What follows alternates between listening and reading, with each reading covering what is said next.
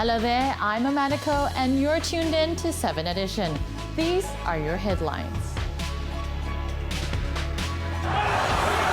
Indonesia apologizes for football supporters' misbehavior.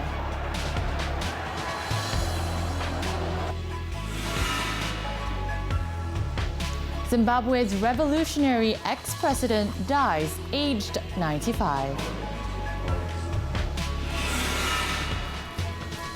And Axiata and Telenor calls off merger of telecom and infrastructure assets in Asia.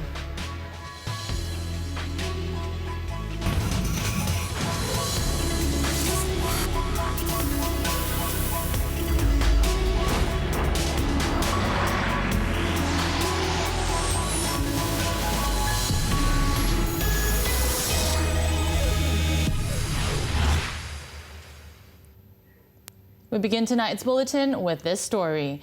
Indonesia has apologized over the commotion which erupted during the tense Indonesia-Malaysia football match at Gelora Bung Karno Stadium in Jakarta last night. The apology was made by the Republic's Youth and Sports Minister, Imam Nahrawi. The apology and expression of regret over the misbehavior of the Indonesian squad supporters were conveyed by Imam during a face-to-face meeting with Youth and Sports Minister Syed Saddiq Syed Abdul Rahman. News of the meeting at a hotel in Jakarta was shared by Syed Saddiq on his Instagram account today. Malaysia went head-to-head with the Garuda squad in the Group G match for the 2022 World Cup and 2023 Asian Cup second qualifying round last night. But the showdown was marred by incidents of rioting by a portion of the 50,000 Indonesian fans.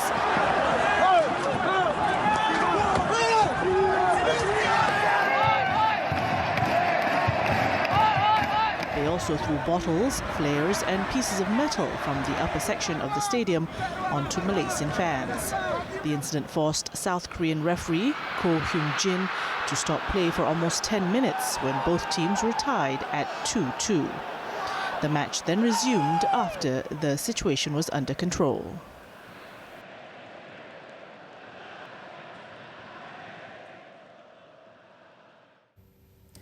We'll bring more highlights of the match later, so stay tuned. Moving on, the Customs Department has seized 21 non-registered luxury vehicles worth 12.2 million ringgit with suspected forged import documents. Its Deputy Director General, Dato' Azima Abdul Hamid, said this was the biggest seizure of luxury cars in the Klang Valley this year.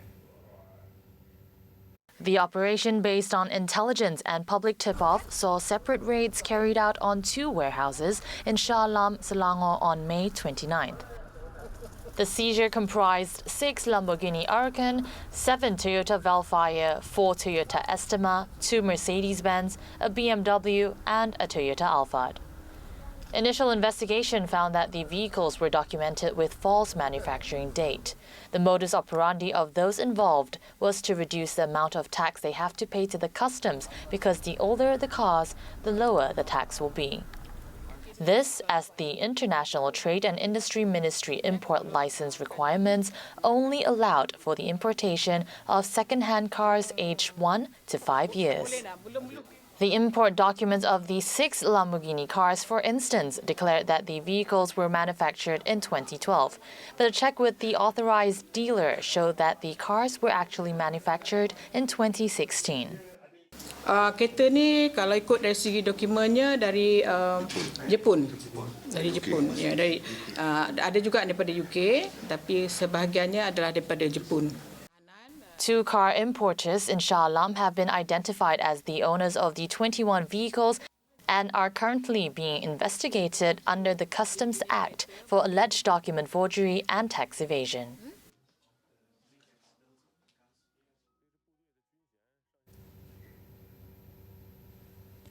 The high-profile murder trial of Cradle Fund CEO Nazrin Hassan kicked off today, with the prosecution saying it will prove that Nazrin was indeed murdered and that the person behind it was all by his widow Samira Muzaffar. In the prosecution's opening statement, Deputy Public Prosecutor Datuk Raja Rosele Raja Toran said the evidence will indicate that the CEO died from a blunt force trauma to the head and not a fire that broke out while he was asleep. In front of Judge Abdul Karim Abdul Rahman, Datuk Raja Rosella state the fire was intentionally set to destroy any evidence of Nazrin's real cause of death. Furthermore, a second post-mortem conducted on the deceased's remains showed that he died from a blunt force trauma to the head.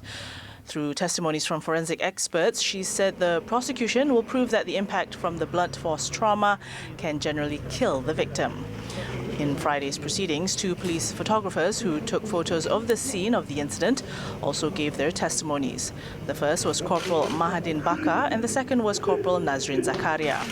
The latter stated that he had taken a picture of the fuel can in the storage room of the deceased CEO's office and that he saw the deceased's body laying in a pool of blood next to the bed. 44-year-old Samira is one of 4 people accused of killing Nazrin on June 14, 2018, alongside 2 teenagers aged 14 and 17, as well as an Indonesian woman who is still at large. All 4 face the mandatory death penalty if found guilty of murder. The 2 boys were granted bail of 50,000 ringgit with 2 sureties by the Shah Alam High Court in March, while the federal court allowed Samira bail of 500,000 ringgit with 2 sureties in May. The hearing continues.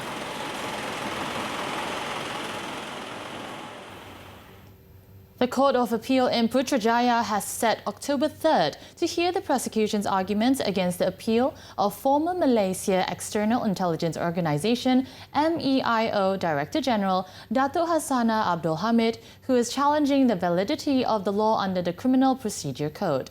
A panel of 3 judges led by Justice Datuk Dr. Hamid Sultan Abu Bakar made the decision after hearing arguments from the defence, claiming that Datuk Hassana was denied access to her lawyers and consulting with them during remand.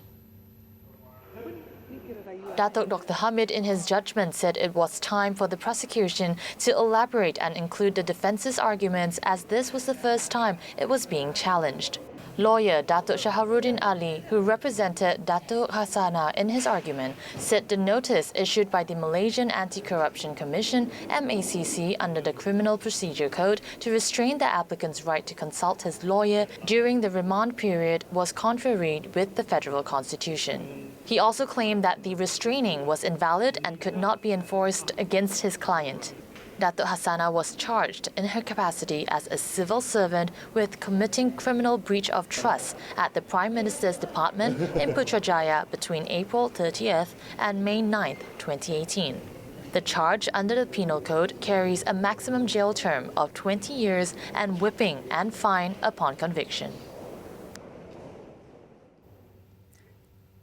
The government will be forming a special task force to study and advise the government on replacing the mandatory death penalty. The special committee will also look into alternative forms of punishment to the death sentence. Minister in the Prime Minister's Department, Datuk Liew Vui Keong, in a statement today, said this was based on a cabinet decision made on August 29th.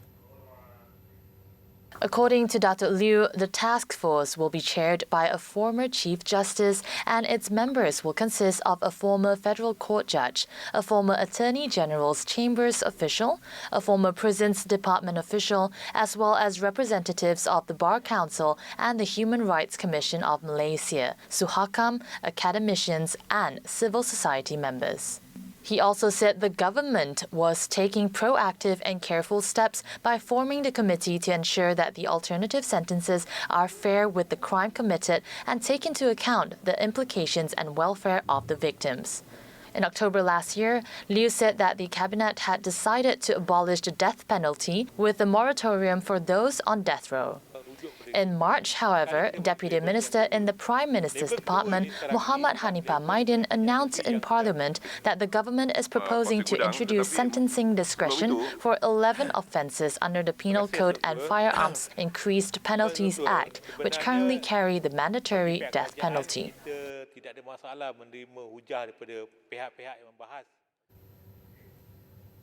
The outcome of of investigation into the death of Major Mohamed Zaheer Armaya of the Special Forces Regiment will be available soon. Defence Minister Muhammad Sabu said such an incident had never happened before and urged the public to stop any speculation. He also said sufficient time and space should be given for investigators to complete their investigation into the mishap. Semua hendaklah bersabar tunggu laporan siasatan. Ini adalah satu kejadian yang selama ini tidak pernah berlaku dalam latihan-latihan komando. Jadi dari sebab itulah kita perlu kepada siasatan. Dan hasil siasatan itu insya-Allah akan berlaku dalam masa yang singkat untuk kita dapatkan dan beritahu kepada rakyat. He added there were certain standard operating procedures that must be followed in relation to commando training, but did not elaborate. 2 days ago, the nation was shocked by the death of the 36-year-old after he was hit by a live bullet during a military demonstration at Lokkawi camp in Penampang, Sabah. The late army commander was the son of famous actor-comedian A.R. Badul.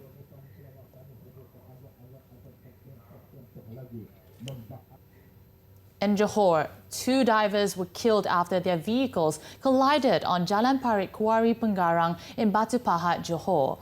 The accident occurred this morning when a lorry laden with sand collided with another lorry carrying cooking gas coming from the opposite direction. The gas tanks are believed to have caused the fire. Rescuers said both divers were pinned to their lorries. Both Khairul Azrin Suhari, aged 26, and Ruzairin Mubin, aged 32, died at the scene. Both bodies have been sent to the Batu Pahat Hospital for post-mortem.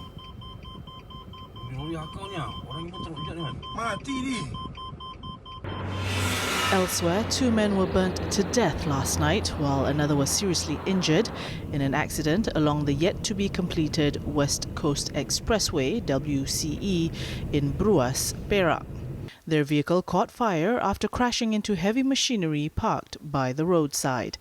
Police said the 3 victims were believed to have trespassed into the construction site. The dead have been identified as R. Arigaran and S. Mahendran. They were found dead at the scene. Meanwhile, the 3rd victim has not been identified and is currently receiving treatment at the Pantai Sri Manjung Hospital after sustaining serious injuries. We're going for a short break now. When we return, guest leaves unpleasant gift at a wedding.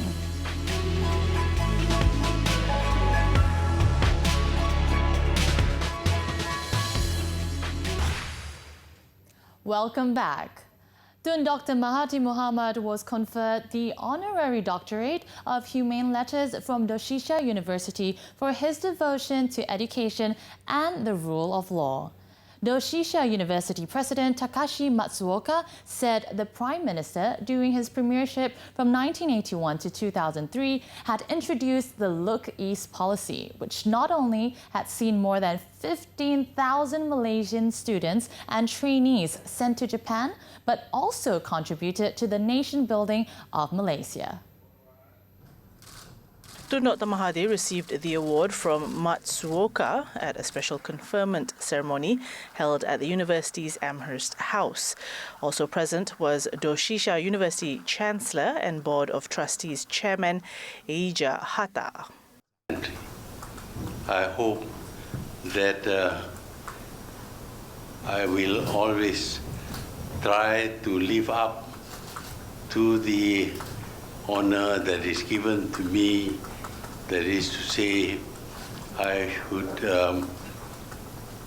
be humane in whatever things that I do, and I should try to serve my country and humanity.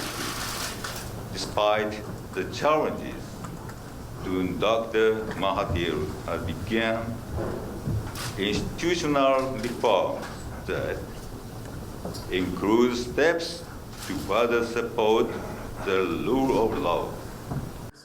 The honorary doctorate is awarded to those who have made remarkable achievements in the progress of academic research, art and society, both nationally and internationally. Dr. Mahathir is the 68th recipient of the award in the university's 144-year history.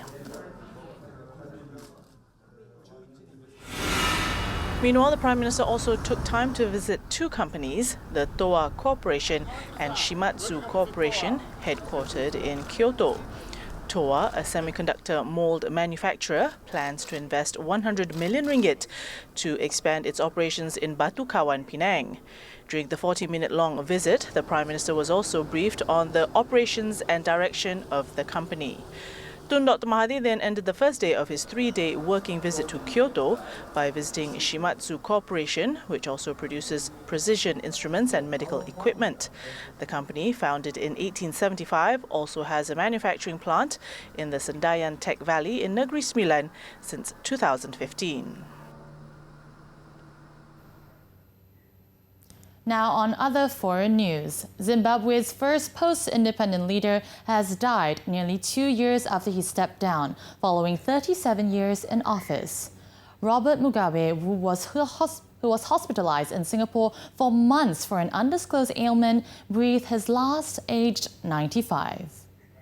The death was announced by his successor, President Emerson Mnangagwa, who expressed his utmost sadness on his Twitter account, calling the infamous Mugabe an icon of liberation.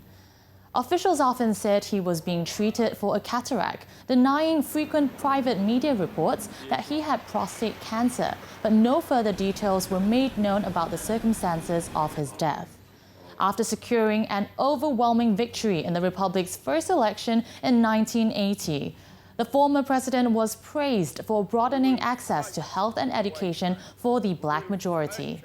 But later years were marked by violent repression of his political opponents and Zimbabwe's economic ruin, with an increasing number of critics portraying Mugabe as a dictator.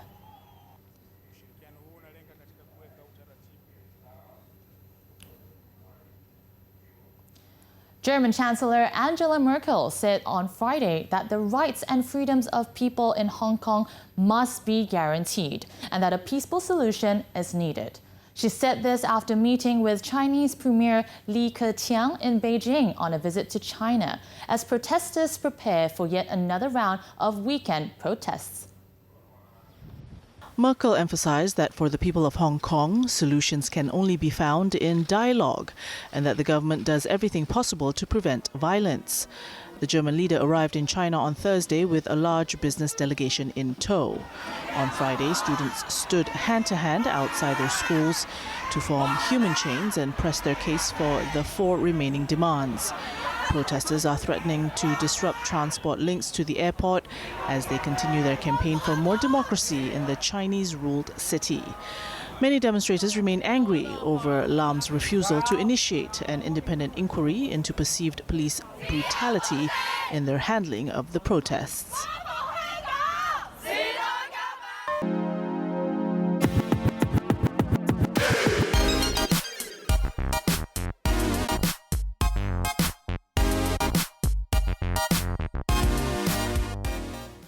Now let's hop on to our daily segment, Clickbait, where we take a look at what's trending and making the rounds in the cyber world today.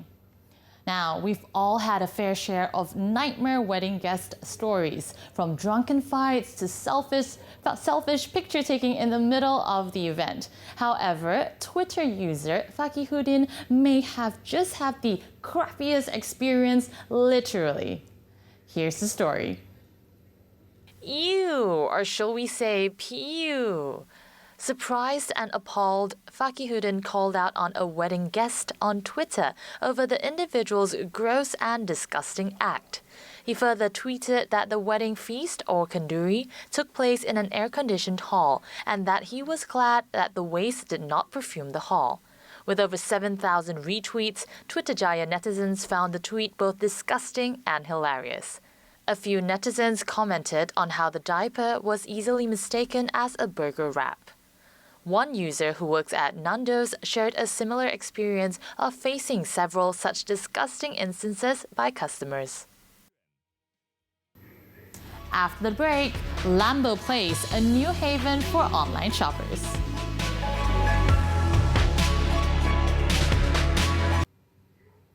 Welcome back. Axiata Group Berhad and Telenor ASA have called off the proposed merger of their telecom and infrastructure assets in Asia. The decision, according to Axiata, was due to some complexities involved in the proposed transaction of the deal. Its president and CEO Tan Sri Jamaluddin Ibrahim said Axiata will continue to explore possible consolidation and portfolio optimization opportunities. Both parties declined to comment further, but did not rule out the possibility of a future transaction. Despite the cancellation, both companies still acknowledged the strong strategic rationale of the proposed transaction. Axiata's shares went up 2.3% to close at 44 ringgit 88 cent a piece, while Digi lost 0.2% to end of the day at 4 ringgit 89 cents per share.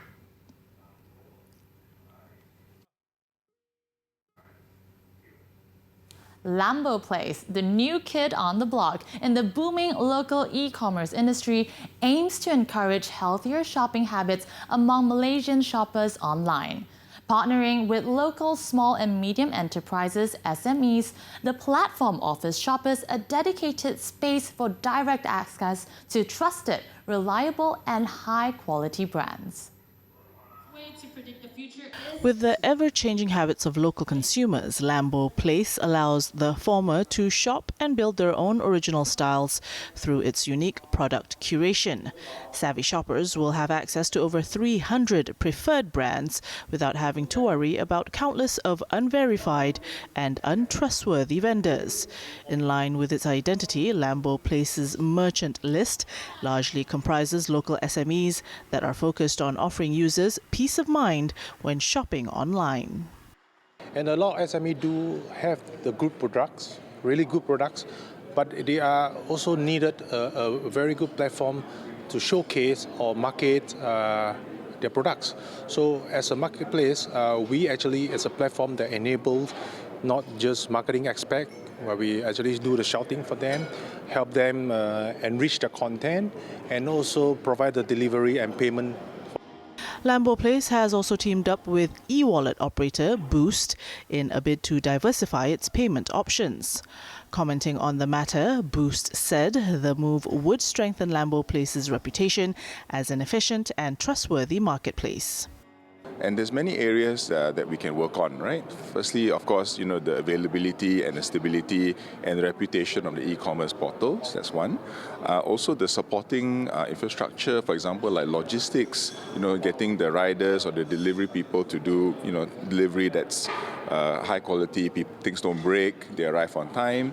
And also, last but not least, also the payment function. So users have to trust choose a payment option that is reliable, that's safe, that's reputable. To address consumer demand for faster delivery options, Lambo Place has also partnered with sister company Lambo Move, an innovative last-mile consignment platform.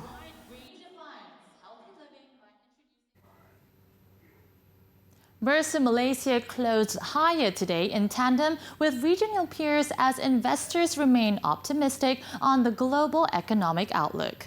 The FBM KLCI rose 4.7 points to finish at 1,604.5 points, with sentiment boosted by U.S. economic data and U.S.-China trade talks next month. On to stocks to watch.